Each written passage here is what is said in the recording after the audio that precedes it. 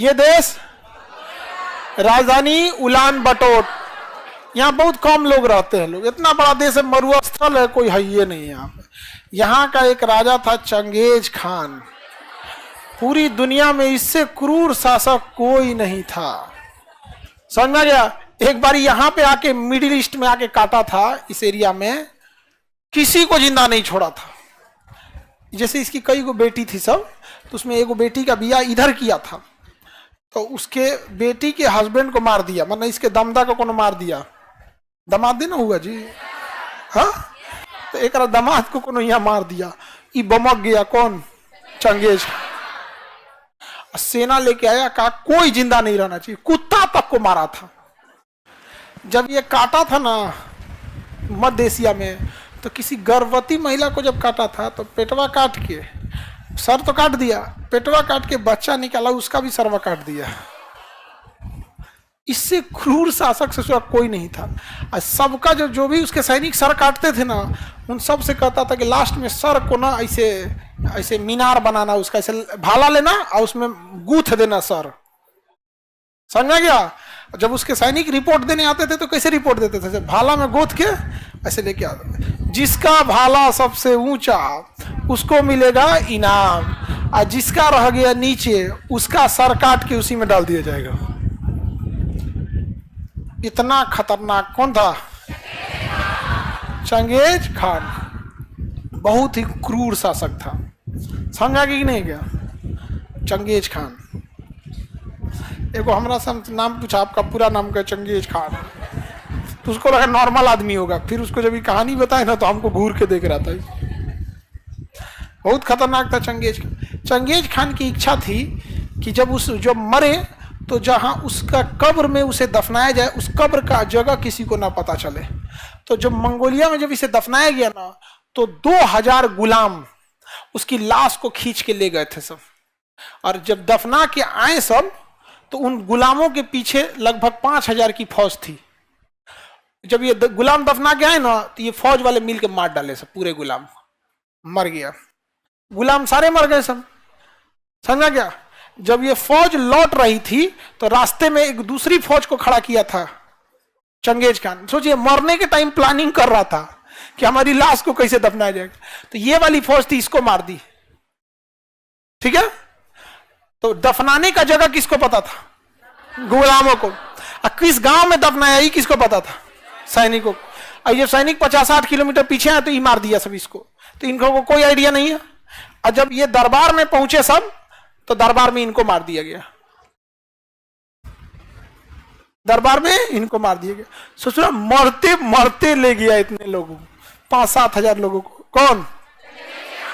Genghis Khan. बहुत खतरनाक था वो।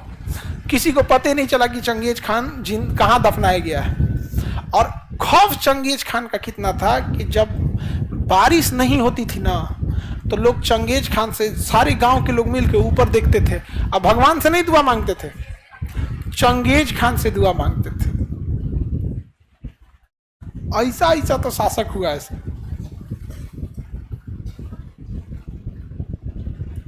मरने के बाद भी नहीं छोड़ा। हाँ बाबू, चंगेज खान इतना जालिम कोई नहीं था। वो जहां भी मारता था ना, तो बस 2 चीजों को छोड़ता था, गिद्ध सबको ऊपर और नीचे कुत्ता सबको। लेकिन जब इधर मध्य एशिया में मारा था तो कुत्ता को भी नहीं छोड़ा था, ओके, दमदे को मार दिया था सब। दामाद का बहुत इज्जत होता है ससुराल में, उसका बहुत इज्जत होता है। जब नया नया दामाद बन, जब तक फूफा नहीं बना है तब तक। फूफा बनने के बाद उसका मुद्रा स्फीति हो जाता है, अवमूल्यन हो जाता है, उसका डिवैल्यूएशन हो जाता है। अब बूढ़ फूफा तो नोटबंदी की तरह हो जाते हैं। बूढ़ फूफा 2000 का नोट हो गए हैं, जबकि अपने समय में वो क्या रहते हैं लोग। दामाद का गजब इज्जत होता है, बाप रे। बशर्ते लव मैरिज ना हो।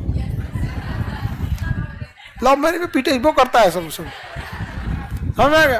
और लड़की का पहिलका सबसे ज्यादा मारता है। भैया मारेगा नॉर्मल, बाप मारेगा नॉर्मल, और पहिलका बरियारे मारेगा, पजरी तोड़ देगा।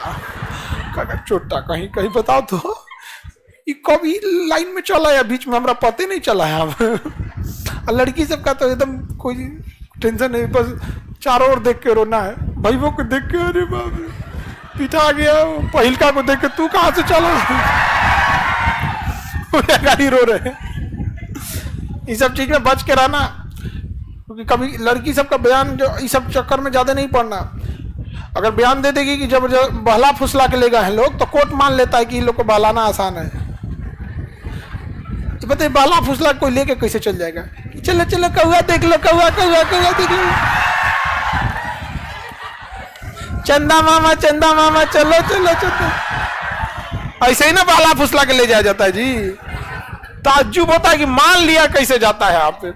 अगर आप कोर्ट में कहिएगा कि हमको बहला फुसला के आतंकवादी बना दिया, तो जज पूछेंगे चल तुम्हारा दिमाग कहां था।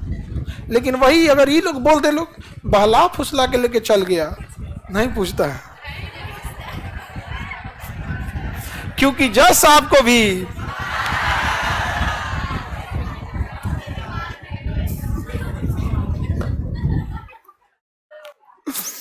आगे बढ़ते हैं। मंगोलिया समझ में आ गया कि नहीं? आज मंगोलिया का हालात खराब है। चाइना कहता है कि हम इस पे कब्जा कर लेंगे। चाइना क्या कहता है? कब्जा कर। चाइना जहां तहां हमला करने के लिए सोचते रहता है। अब हम लोग देखते हैं सेंट्रल एशिया, इसे क्या कहते हैं? Central Asia. एशिया के बीचों बीच में होने के कारण इसे क्या कहेंगे?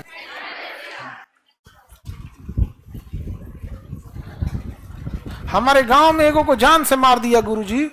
अरे होता है ऐसा, मार और देता है ऐसे भी सब चक्कर में नहीं। हम लोग के साथ एक लड़का बनारस का पढ़ता था, उसको ऐसे ही बतियाता था, तले उसके घर वाला लड़किया के जान गया सब, तो लड़की से फोन कराया सब कि कहो कि घर में कोई नहीं है आओ। ये बैला चल गया और ये बाप रे बाप ऐस मार मारा था सबने उसको, ऐस मार मारा था सब कि उसको टेका के हम लोग लाए थे लोग ऐसे हाथ में। कहा भाई छोड़ियो मत, चलो नहीं के जा। हम कहते गई काय खातिर रहो, तो झूठ बोलने ला लिया। बताइए यहाँ पे हाँ, एक से एक सब चक्कर में नहीं जा देने, पिटा उठा जाइएगा इसमें।